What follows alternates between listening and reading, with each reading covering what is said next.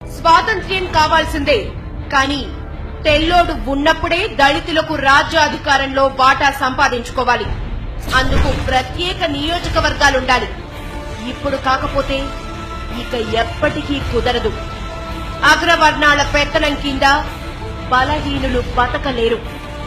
1918లో వచ్చిన south బరోగు commission ముందు బాబాసాహెబ్ వినిపించిన వాదనలు ఇవే. హిందూ సమాజం పునాదులు కదులుతున్నాయి. ఆధిపత్య వ్యవస్థకు అంబేద్కర్ సమస్యగా మారారు. భీమ్రావ్ ఆలోచన అమలైతే కొన్ని వర్గాల పెత్తనానికి కత్తెరే. ఇది ఎన్నటికీ కుదరదు. అంబేద్కర్ ఆలోచనల్ని బాలగంగాధర తిలక్ తీవ్రంగా వ్యతిరేకించారు. ప్రత్యేక నియోజకవర్గాలు వద్దే వద్దంటూ తీవ్రంగా విరుచుకుపడ్డారు.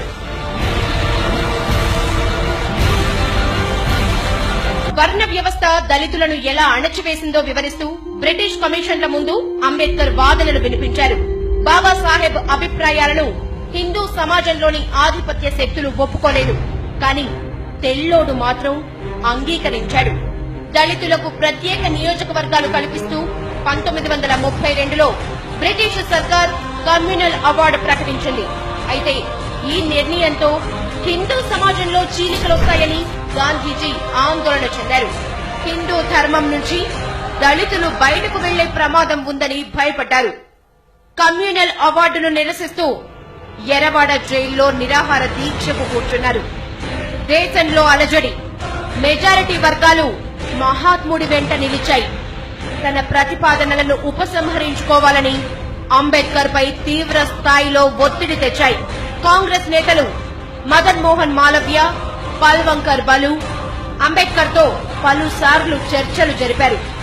ప్రత్యేక నియోజకవర్గాలతో దళితులకు నష్టం జరుగుతుందని వాదించారు.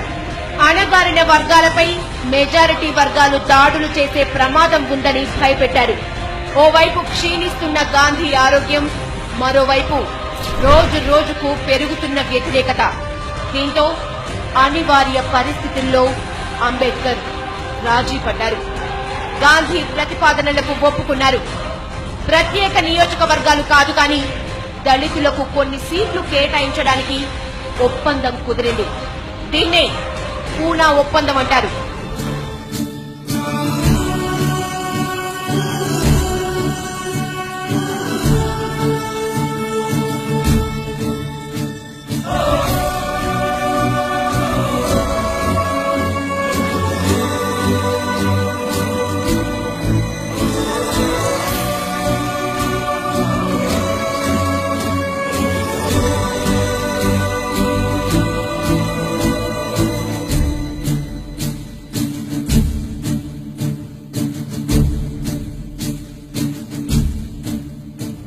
పూనా ఒప్పందం సమయంలోనూ అంబేద్కర్ ను చంపేస్తామని కొంతమంది బెదిరించారు.